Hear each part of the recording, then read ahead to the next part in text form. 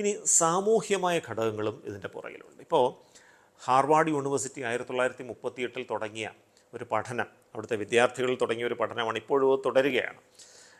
Harvard human development study എന്ന് പറയും. ഈ പഠനത്തിൽ ഒരു മനുഷ്യൻ്റെ ആയുർദൈർഘ്യം ഏറ്റവും കൂടുതൽ വർദ്ധിപ്പിക്കുന്ന 5 ഘടകങ്ങൾ നമ്മുടെ മുൻപിൽ ആ പഠനം വെളിപ്പെടുത്തിയിട്ടുണ്ട്. അതിൽ ഏറ്റവും കൂടുതൽ മനുഷ്യൻ്റെ ആയുസ് കൂട്ടുന്ന ഘടകമായിട്ട് പറയുന്നത് കുട്ടിക്കാലത്തും കൗമാരപ്രായത്തിലും നമ്മൾ വികസിപ്പിക്കുന്ന വ്യക്തിബന്ധങ്ങളുടെ ഗുണനിലവാരമാണ്. നല്ല വ്യക്തിബന്ധങ്ങൾ ചെറുപ്രായത്തിൽ വികസിപ്പിച്ചാൽ ആയുസ് കൂടുമെന്നാണ് പറയുന്നത്. കാരണം ഒരുപാട് കാര്യങ്ങൾ അതിൻ്റെ പുറകിലുണ്ട്. കാരണം നല്ല വ്യക്തിബന്ധങ്ങളുള്ള വ്യക്തികൾക്ക് ജീവിതത്തിൽ പ്രയാസം വന്നാൽ തുറന്നു പറയാൻ ആളുണ്ടാകും, ലഹരി വസ്തുക്കൾക്ക് അടിമപ്പെടേണ്ട അവസ്ഥ വരില്ല, ആത്മഹത്യാശ്രമം നടത്തേണ്ട അവസ്ഥ വരില്ല. അപ്പോൾ ഇത് തന്നെയാണ് ഈ വിഷാദത്തിൻ്റെ സാമൂഹികമായ ഒരു അടിസ്ഥാനം എന്ന് പറയുന്നത്. സോഷ്യൽ ഐസൊലേഷൻ അല്ലെങ്കിൽ സാമൂഹികമായ ഒറ്റപ്പെടൽ വിഷാദത്തിൻ്റെ പ്രധാനപ്പെട്ട സാമൂഹ്യ കാരണങ്ങളിലൊന്നാണ്. ഇത് നമ്മൾ ചർച്ച ചെയ്യേണ്ട ഒരു വിഷയമാകുന്നതിൻ്റെ ഒരു പ്രധാനപ്പെട്ട കാരണം ഈ കോവിഡ്, ലോക്ക്ഡൗൺ ഇത്തരം കാര്യങ്ങൾക്ക് മുൻപ് തന്നെ ഈ ഡിജിറ്റൽ വിപ്ലവത്തോടു കൂടി മനുഷ്യരെല്ലാം ഈ ഡിജിറ്റൽ ഉപകരണങ്ങളിലേക്ക് പതിയെ ഒതുങ്ങിക്കൂടാൻ തുടങ്ങി. ഒരു വീട്ടിലേക്ക് എത്തിക്കഴിഞ്ഞാൽ അച്ഛനും അമ്മയും കുട്ടികളും വ്യത്യസ്ത ഡിജിറ്റൽ ഉപകരണങ്ങളുമായി ഇരുന്ന് അവരുടെ സ്വകാര്യതയിൽ പരസ്പരം സംസാരിക്കാതെ ചെലവഴിക്കുന്ന ഒരവസ്ഥയായിരുന്നു നമ്മുടെ കുടുംബങ്ങൾ പലതിലും. കോവിഡ് വന്നതോടുകൂടി വിദ്യാഭ്യാസവും കൂടെ ഓൺലൈനായി, ജോലിയും കൂടെ ഓൺലൈൻ ആയതോടുകൂടി കൂടുതൽ ഈ ഒറ്റപ്പെടൽ വന്നു. കോവിഡ് വന്നതോടുകൂടി വിഷാദ രോഗത്തിൻ്റെ ലോകവ്യാപകമായ തോത് 25% കൂടി എന്ന് ലോകാരോഗ്യ സംഘടന പറഞ്ഞത് ഇതുമായിട്ട് ചേർത്ത് വായിക്കുക. അപ്പോൾ നമുക്ക് ഇടപെടാൻ ആളില്ല, നമ്മളെ പിന്തുണയ്ക്കാൻ ആളില്ല, മനസ്സ് തുറന്ന് സംസാരിക്കാൻ ആളില്ല. ഇത്തരത്തിലുള്ള ഒരു ഒറ്റപ്പെടൽ അത് വിഷാദത്തിലേക്ക് നയിക്കാൻ സാധ്യതയുള്ള സാമൂഹ്യ ഘടകങ്ങളാണ്. അപ്പോൾ നമ്മളെ സാമൂഹ്യമായി പിന്തുണയ്ക്കാൻ ആളില്ല എങ്കിൽ തീർച്ചയായിട്ടും അത് വിഷാദത്തിലേക്ക് നയിക്കാവുന്ന ഒരു ഘടകമാണ്. അപ്പോൾ ഈ 3 ഘടകങ്ങളും വിഷാദ രോഗത്തിൻ്റെ പുറകിലുണ്ട്.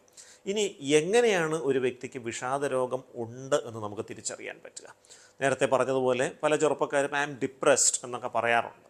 അതെന്താണ്, ശരിയാണോ, അതോ കുറച്ച് നേരം ഒരു സങ്കടം വരുമ്പോൾ തന്നെ വെറുതെ ഇവർ പറയുന്നതാണോ? പലരും ചോദിക്കുന്നൊരു ചോദ്യമാണ്. ഒരു വ്യക്തിക്ക് വിഷാദ രോഗമുണ്ട് എങ്കിൽ ഞാൻ ഇനി അങ്ങോട്ട് പറയാൻ പോകുന്ന 9 ലക്ഷണങ്ങളിൽ 5 എണ്ണമെങ്കിലും 2 ആഴ്ച തുടർച്ചയായിട്ട് ആ വ്യക്തിക്ക് ഉണ്ടാകണം. ഒന്നാമത്തെ ലക്ഷണം രാവിലെ തൊട്ട് വൈകിട്ട് വരെ തുടർച്ചയായി നീണ്ടു നിൽക്കുന്ന സങ്കടഭാവമാണ്. അതൊരു സംഭവവുമായോ വ്യക്തിയുമായോ അനുഭവമായോ ബന്ധപ്പെട്ട് മാത്രമല്ല, രാവിലെ തൊട്ട് വൈകിട്ട് വരെ തുടർച്ചയായി സങ്കടം നീണ്ടു നിൽക്കുന്നു. അങ്ങനെ 2 ആഴ്ച. 2, മുൻപ് ആസ്വദിച്ച് ചെയ്തിരുന്ന കാര്യങ്ങളൊന്നും ചെയ്യാൻ താല്പര്യം തോന്നുന്നില്ല. വിദ്യാർത്ഥികളെ സംബന്ധിച്ചിടത്തോളം കളിക്കാൻ പോകാനോ പഠിക്കാൻ പോകാനോ കൂട്ടുകാരോട് ഇടപെടാനോ ഒന്നും തോന്നുന്നില്ല. ഉദ്യോഗസ്ഥർക്ക് ജോലി ചെയ്യാൻ തോന്നുന്നില്ല, ആളുകളോട് സംസാരിക്കാൻ തോന്നുന്നില്ല, പുറത്തേക്ക് ഇറങ്ങാൻ തോന്നുന്നില്ല. എന്തിനേറെ തീവ്രമായ അവസ്ഥയിൽ ലൈംഗിക ബന്ധത്തിൽ ഏർപ്പെടാൻ പോലുമുള്ള താല്പര്യം നഷ്ടപ്പെടുന്നൊരവസ്ഥയിലേക്ക് വിഷാദം മനുഷ്യനെ കൊണ്ടുചെന്നെത്തിക്കാം. 3ാമത്തെ ലക്ഷണം അകാരണമായ ക്ഷീണമാണ്. എപ്പോഴും കിടക്കണമെന്ന് തോന്നുന്നു, എഴുന്നേൽക്കാൻ പറ്റുന്നില്ല, കെൽപ്പില്ല, ശരീരത്തിന് അവശത വരുന്ന ഒരു സാഹചര്യത്തിലേക്ക് കാര്യങ്ങൾ എത്തിച്ചേരുകയാണ്. 4ാമത്തേത് ഉറക്കക്കുറവാണ്. പലപ്പോഴും വിഷാദരോഗം തുടങ്ങുമ്പോൾ ഉണ്ടാകുന്ന ഉറക്കക്കുറവിൻ്റെ ഒരു സവിശേഷത, സാധാരണ നമ്മൾ ഉറക്കമുണരുന്നതിലും 2 മണിക്കൂർ അല്ലെങ്കിൽ അതിൽ കൂടുതൽ സമയം നേരത്തെ ഉറക്കം ഉണർന്നു പോകുന്നു. ഏർലി മോർണിംഗ് അവേക്കനിങ് എന്ന് പറയും. അതായത് 6 മണിക്ക് സ്ഥിരമായി ഉണരുന്നൊരു വ്യക്തി 4 മണിക്കും അതിന് മുമ്പ് ഉണർന്നു പോകുന്നു, ഉറക്കം പൂർത്തിയാക്കാനാകുന്നില്ല. വിഷാദത്തിൻ്റെ ആദ്യ സൂചനയാകാം. വിഷാദം തീവ്രമാകുന്ന മുറയ്ക്ക് ഉറക്കം പൂർണ്ണമായി നഷ്ടപ്പെടുന്ന അവസ്ഥയും വരാം.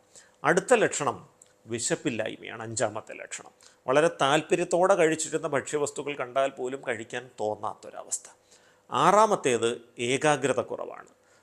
ഒരു പ്രവൃത്തിയിൽ ശ്രദ്ധ കേന്ദ്രീകരിക്കാൻ ശ്രമിക്കുമ്പോൾ ഒരുപാട് ചിന്തകൾ മനസ്സിലേക്ക് കടലുപോലെ, തിരമാലകൾ പോലെ അലയടിച്ചു വന്ന് നമ്മുടെ ശ്രദ്ധ പതറിപ്പോകുന്ന ഒരവസ്ഥ. 7ാമത്തേത് ചിന്തകളുടെയും പ്രവൃത്തികളുടെയും ഗതിവേഗത്തിൽ ഉണ്ടാകുന്ന മാറ്റങ്ങളാണ്. ഇപ്പോൾ മധ്യവയസ്കരല്ലെങ്കിൽ 20 വയസ്സിന് മുകളിലുള്ള ആളുകൾ തീർച്ചയായിട്ടും അവരുടെ ചിന്തകളുടെയും പ്രവൃത്തികളുടെയും വേഗത കുറയും വിഷാദം വരുമ്പോൾ. ഒരു ചോദ്യം ചോദിച്ചാൽ മറുപടി പറയാൻ ഒരുപാട് സമയമെടുക്കും. ഒരു പ്രവൃത്തി ചെയ്യാൻ ആരെങ്കിലും ആവശ്യപ്പെട്ടാൽ അത് ചെയ്തു കൊടുക്കാൻ ഒരുപാട് വൈകും. 8ാമത്തെ ലക്ഷണം വിഷാദ ചിന്തകളാണ്. പ്രതീക്ഷയില്ലായ്മ. ജീവിതം ഇങ്ങനെ മുന്നോട്ട് പോയിട്ട് കാര്യമില്ല, ഞാൻ രക്ഷപ്പെടില്ല എന്ന ഒരു ഉറച്ച വിശ്വാസത്തിലേക്ക് അവരെത്തിച്ചേരുന്നു. എന്നെ സഹായിക്കാൻ ആരുമില്ല, ഞാൻ ഒറ്റപ്പെട്ടു പോയി, എന്നെ ആരും മനസ്സിലാക്കുന്നില്ല, എനിക്ക് ആരുമില്ല എന്നൊരു തോന്നൽ വരുന്നു. അകാരണമായ കുറ്റബോധം. സ്വാഭാവികമായി പ്രായത്തിനനുസൃതമായി ചെയ്യുന്ന കാര്യങ്ങൾ പോലും ഒരു വലിയ പാപമായിരുന്നു, അതിന് ദൈവം തന്ന ശിക്ഷയാണ് എൻ്റെ ഈ ഗതി എന്ന മട്ടിലുള്ള കുറ്റബോധം ആവർത്തിച്ച് മനസ്സിൽ വരും. തീവ്രമാകുമ്പോൾ താനൊരു ഉപയോഗശൂന്യനാണ് എന്നൊരു തോന്നൽ മനസ്സിലേക്ക് വരും. എന്നെക്കൊണ്ട് എൻ്റെ ബന്ധുക്കൾക്ക് യാതൊരു ഉപയോഗവുമില്ല, ഞാൻ എൻ്റെ കുടുംബത്തിനൊരു ബാധ്യതയാണെന്നൊരു തോന്നൽ വരും. ആ ഒരു തോന്നൽ വന്നാൽ അടുത്തത് നമുക്കറിയാം, അതാണ് 9ാമത്തെ ലക്ഷണം, മരിക്കണമെന്നുള്ള ആഗ്രഹവും ആത്മഹത്യാ പ്രവണതയും. ഈ 9 ലക്ഷണങ്ങളിൽ 5 എണ്ണമെങ്കിലും 2 ആഴ്ച തുടർച്ചയായി നീണ്ടു നിന്നാൽ ആ വ്യക്തിക്ക് വിഷാദ രോഗമുണ്ട് എന്ന് സംശയിക്കണം, ഒരു ചികിത്സ തേടുന്നത് നന്നായിരിക്കും. കൗമാരപ്രായത്തിലെ വിഷാദത്തിന് ചില സവിശേഷതകളുണ്ട്. കൗമാരപ്രായത്തിലെ വിഷാദത്തിൽ ചിലപ്പോൾ സങ്കടത്തിന് പകരം ദേഷ്യമായിരിക്കും വരുന്നത്. ശബ്ദങ്ങളോട് ഒരു അസഹിഷ്ണുത, അതായത് കതവ് വലിച്ചടയ്ക്കുന്ന സൗണ്ട് കേട്ടാൽ, ആരെങ്കിലും പേര് വിളിക്കുന്ന സൗണ്ട് കേട്ടാൽ, വണ്ടിയുടെ സൗണ്ട് കേട്ടാൽ, TV ഉറക്കെ വെച്ചിരിക്കുന്ന സൗണ്ട് കേട്ടാലൊക്കെ ചെവി പൊത്തിക്കൊണ്ട് ഭയങ്കര ബുദ്ധിമുട്ട് പ്രകടിപ്പിക്കുന്ന ഒരവസ്ഥ വന്നേക്കാം.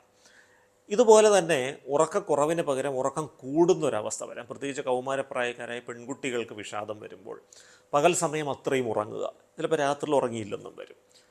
അമിതമായ ഭക്ഷണം കഴിക്കൽ, അതും വിഷാദത്തിൻ്റെ ഭാഗമാകാം. കൗമാരത്തിൽ ഒരു സമ്മർദ്ദം വരുമ്പോൾ അതിനെ മറികടക്കാൻ അമിതമായി ഭക്ഷണം കഴിച്ച് അതിനെ പരിഹരിക്കാൻ ശ്രമിക്കുന്ന ഒരു ശ്രമം പ്രകടമായേക്കാം.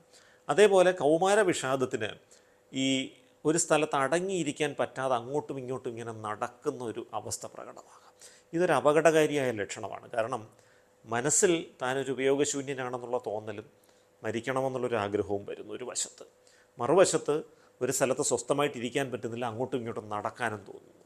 പലപ്പോഴും മനസ്സിലുള്ള ആത്മഹത്യാ ചിന്തകൾ പ്രാവർത്തികമാകാൻ ഏറ്റവും കൂടുതൽ സാധ്യതയുള്ളൊരു ഘട്ടമാണിത്. ഇക്കാരണം കൊണ്ട് തന്നെയാണ് കൗമാരപ്രായത്തിലെ വിഷാദം പലപ്പോഴും ആത്മഹത്യകൾക്ക് കൂടുതൽ കാരണമായി ഭവിക്കുന്നതും ഇക്കാരണം കൊണ്ട് തന്നെയാണ്.